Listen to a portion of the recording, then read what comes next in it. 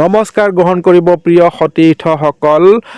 ডিব্ৰুগড় লোকসভা সমষ্টিত তয়ামৰা যুদ্ধ আৰম্ভ হৈছে। দুই হেভিৱেট প্ৰাৰ্থী লুৰিণ জ্যোতি গগৈ আৰু সৰ্বানন্দ সোণোৱাল, প্ৰাক্তন মুখ্যমন্ত্ৰী অসমৰ।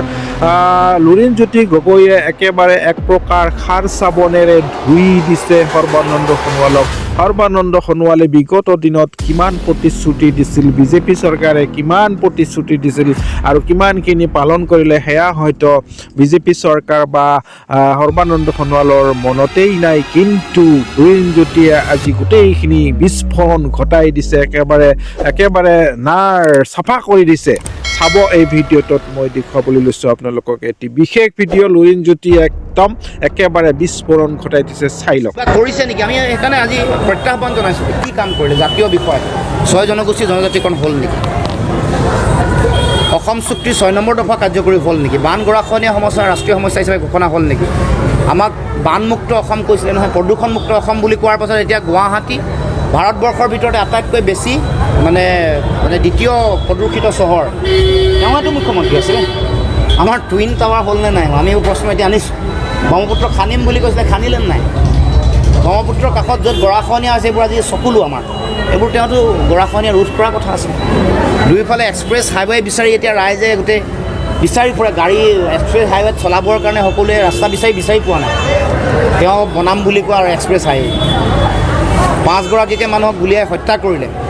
এইবোৰ দায়িত্ব ল'ব নোৱাৰিলে, শ্বহীদ বুলিও ঘোষণা নকৰিলে। সেইকাৰণে মই কৈছোঁ যে যিগৰাকী প্ৰাৰ্থী আছে তেওঁ এটা কথাই কৈ আছে কেৱল মাত্ৰ, এতিয়া কি লৈ যাব মানুহৰ যাবলৈ একো হাতত নাই। দুৰ্নীতিমুক্ত অসমৰ কথা ক'ব নোৱাৰে। চাকৰি বাকৰি দুৰ্নীতি, বন বিভাগৰ দুৰ্নীতি, জনসংযোগৰ নিযুক্তিত দুৰ্নীতি, SI কেলেংকাৰী, কি ক'ব? যিমানবোৰ কথা কৈছে মানে আত্মনিৰ্ভৰশীল অসম, দেশৰ ভিতৰত প্ৰথম 5 নম্বৰ স্থানত অসম, এতিয়া শেষৰ 5 নম্বৰত অসম। আত্মনিৰ্ভৰশীলতা যদি কওঁ, ক'ত আত্মনিৰ্ভৰশীল? আমি সমগ্ৰ ডিব্ৰুগড় লোকসভাৰ সকলো প্ৰান্ততে আমাৰ নিৰ্বাচনী ইতিমধ্যে যিটো ৰণকৌশল তৈয়াৰ হৈছে বা যিটো কেম্পেইনিং যি ধৰণে হ'ব, যিবোৰ ষ্ট্ৰেটেজি আছে এইবোৰ এক্সিকিউশ্যনৰ কাৰণে এতিয়া বিভিন্ন ধৰণৰ কমিটি হৈ আছে। বিভিন্ন ধৰণৰ যিবোৰ গ্ৰাউণ্ডৰ কাম কাজ ইতিমধ্যে তীব্ৰ গতিত চলিছে, যুদ্ধকালীনভাৱে চলিছে।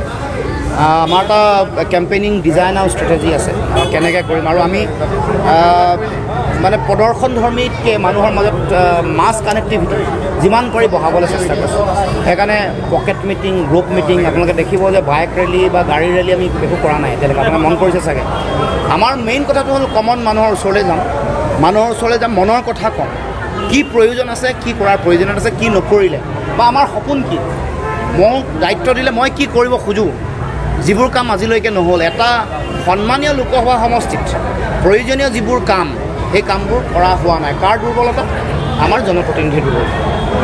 বা যিগৰাকী প্ৰাৰ্থীক দিছে তেওঁ জাতীয় জীৱনত কি অন্যায় কৰিলে, কোনবোৰ কাম নকৰিলে। কিবা দেশৰ ভিতৰত প্ৰথম 5 নম্বৰ স্থানত অসম, এতিয়া শেষৰ 5 নম্বৰত অসম। আত্মনিৰ্ভৰশীলতা যদি কওঁ, ক'ত আত্মনিৰ্ভৰশীল? না চাউলত আত্মনিৰ্ভৰশীল, না মাছত আত্মনিৰ্ভৰশীল, না মাংসত আত্মনিৰ্ভৰশীল, নে কণীত আত্মনিৰ্ভৰশীল, নে গাখীৰত আত্মনিৰ্ভৰশীল? ক'ত আত্মনিৰ্ভৰশীল? এখনেই অসম নেকি তেওঁ কৈ থকা আত্মনিৰ্ভৰশীল অসম? 98% কৃষিভূমিত জলসিঞ্চনৰ ব্যৱস্থা নাই। মানুহে গাঁৱে প্ৰাপ্য ধানৰ এক কুইণ্টেল ধানৰ দাম নাপায় 2240 টকা। মধ্যভোগীৰ যিটো সাঁতোৰা, তাৰ মাজত আজি এই বাঢ়ি থাকিব লগা বহাগ বিহুৰ ওচৰে পাজৰে ৰাইজে বিক্ৰী কৰিব।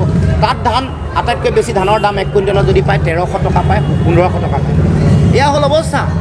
এইবোৰ কথা আমি সেইবোৰত ডিবেট বিচাৰিছোঁ। আমি ক'ব খুজিছোঁ যে আমি ৰাইজে যদি আমাক দায়িত্ব দিয়ে, এই বিষয়সমূহ আমি শক্তিশালী ৰূপত আগবঢ়াই লৈ যাম। বহু বিষয় ৰাষ্ট্ৰীয় প্ৰেক্ষাপটত ক'ব লগা আছে। সংসদৰ ভিতৰত কৈ থকা বহু মৌলিক সমস্যা, ধৰক লোকসভাৰ মজিয়াত ক'ব পৰা বিষয় নহয়, এইটো ৰাজ্য চৰকাৰৰ অধীনৰ বিষয়। বা সেইবোৰ বিষয়েও আমি সাংসদৰ দায়িত্ব পালে মানুহৰ মাজত সজাগতা, সচেতনতা সৃষ্টি কৰিবৰ কাৰণে, জনগণৰ কণ্ঠ হ'বৰ কাৰণে মোৰ যিটো দায়িত্ব, এই দায়িত্ব থাকিব। আৰু এটা কথা, তেওঁলোকৰ যিটো হিতাধিকাৰী যিসকল আঁচনি, হিতাধিকাৰীসকলকো ক'ব খুজিছোঁ যে আপোনালোকে এগৰাকী সাংসদক যদি পঠিয়ায়, আপোনালোকৰ কথা নকয়, মই গ'লে অন্তত এই যে ইমান হিতাধিকাৰীসকলক ইমান কম পইচা দি তুচ্ছ তাচ্ছিল্য কৰিছে তাৰ বিৰুদ্ধে মাত মাতিম।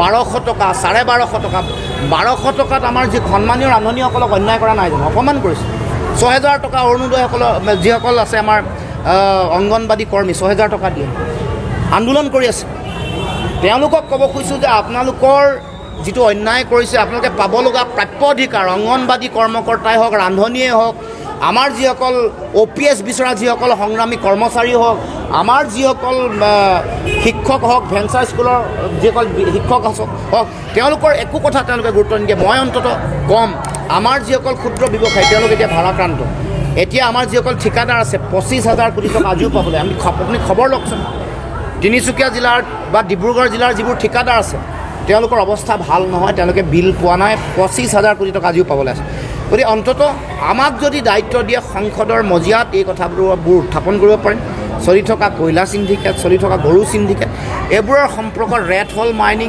বিভিন্ন ধৰণৰ কথা বতৰা আমি সংসদৰ মজিয়াত বলিষ্ঠভাৱে উত্থাপন কৰিব পাৰিম আৰু ৰাইজৰ অধিকাৰ আজৰি চব মূল প্ৰতিদ্বন্দ্বী কোন হ'ব ৰাইজে ঠিক কৰিব কিন্তু আমি কৈছোঁ যে আমি জিকাটো আপোনালোকে যদি অংক চাই আপোনালোকে ইমান দিন অংক কৰা নাই বিশ্লেষণ আপোনালোক সংবাদ মাধ্যমক কৈছোঁ যে বিশ্লেষণ কৰিছোঁ আপোনালোকক সকলোকে এনালাইচিছ কৰিবৰ কাৰণে আহ্বান জনাইছোঁ যে আমাৰ বিৰোধী শক্তিৰ ওচৰত আমাৰ 62% ভোট আছে বুলি আপোনালোকক কৈ আছিলোঁ ইমান দিন বহুতে এইটো নেৰেটিভটো মানে কাউণ্টাৰ কৰিবলৈ চেষ্টা কৰে আমি কৈছোঁ এবাৰ সংখ্যাত কৈছোঁ যোৱা বিধানসভা নিৰ্বাচনত কংগ্ৰেছৰ লগত 2,90,009টা সমষ্টিত আছিল মাইনাছ চাবুৱা আহিল কংগ্ৰেছৰ হাতত আৰু 38,000 যোগ দিয়ক 3,28,000 ভোট আমাৰ যোৱাবাৰ 1.5 লাখ ভোট আছিল কিন্তু মই য'ত খেলিছিলোঁ 25,000তকৈ কম পোৱা নাই মোক মিনিমাম 25,000 এতিয়া আৰু বাঢ়িছে মানুহে মোৰ প্ৰতি ভাল পোৱাটো মানুহে মোৰ প্ৰতি মৰমটো আৰু বাঢ়িছে আৰু চৰকাৰখনৰ জনবিৰোধী নীতিৰ বিৰুদ্ধে মানুহৰ খং বাঢ়িছে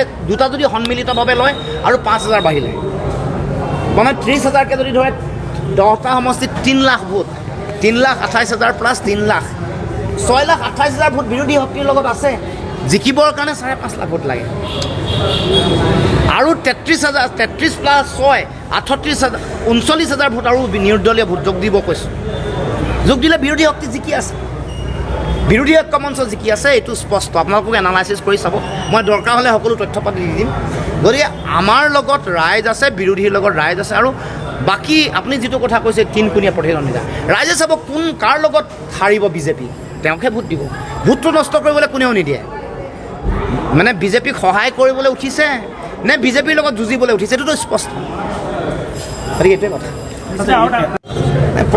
প্ৰচাৰ নোহোৱাকৈ আমাৰ লগত এই 7 লাখ ভোট আছে গতিকে আৰু কিয় তেওঁলোকে ইমান চিন্তা লয় মোক লৈ বিজেপিয়ে কিয় চিন্তা কৰে মোক ক্লাবৰ সভাপতিক লৈ চিন্তা কৰোঁতে তেওঁলোকৰ আগৰ যিগৰাকী MP পলাই পট্টং দিব লগা হোৱা নাই নেকি ক্লাবৰ সভাপতিৰ লগত ইমান কিয় ভয় কৰে তেওঁলোকে আগৰ সংসদগৰাকী ৰামেশ্বৰ তেলীক ইয়াৰ পৰা আঁতৰাই দিব লগা কিয় হ'ল মই সুধিছোঁ যি কিবা কি কৈছে তেওঁলোকক সুধিব আপোনালোকেও লুৰিণ গগৈ প্ৰশ্ন যে ক্লাবৰ সভাপতিৰ ভয়ত আপোনালোকে কিয় আপোনালোকৰ আগৰ MP গৰাকীক ইয়াৰ পৰা বিদায় দিব লগা হ'ল ইয়াৰ পৰা পলাব লগা কিয় হ'ল 2 বছৰ থাকোঁতে কেন্দ্ৰীয় মন্ত্ৰীগৰাকীক কিয় আনিব লগা হ'ল কেন্দ্ৰীয় মন্ত্ৰীগৰাকীটো নিজে এটা ইছ্যু গোটেই জাতিটোক কৰা গোটেই অন্যায়বোৰ গোটেইবোৰ তেওঁ মূল কাণ্ডাৰী তেওঁ এতিয়া জাতীয় খলনায়ক সকলোৱে জানে নায়ক হৈ থাকিব পৰা নাই জাতীয় নায়ক হৈ থাকিব পৰা নাই কাৰণ যিদিনাখনে কাৰ জাপি দিলে যিদিনাখনে 5গৰাকীক মানুহক মাৰিলে তাৰপিছত আৰু তাৰপিছত ৰাইজক মই আৰু বেলেগকৈ একো ক'ব লগা কথা নাই সেই সময়ত 5গৰাকী শ্বহীদৰ যিটো ত্যাগ তেওঁলোকৰ ৰক্ত অসমৰ মাতৃভূমিত যেতিয়া পৰশ পালে তাৰপিছত অসমৰ সংগ্ৰামী জনগণে সিদ্ধান্ত নিজে ল'ব সেইগৰাকী প্ৰাৰ্থীক তেওঁলোকে সমৰ্থন কৰিব নে নকৰিব মই একো নকওঁ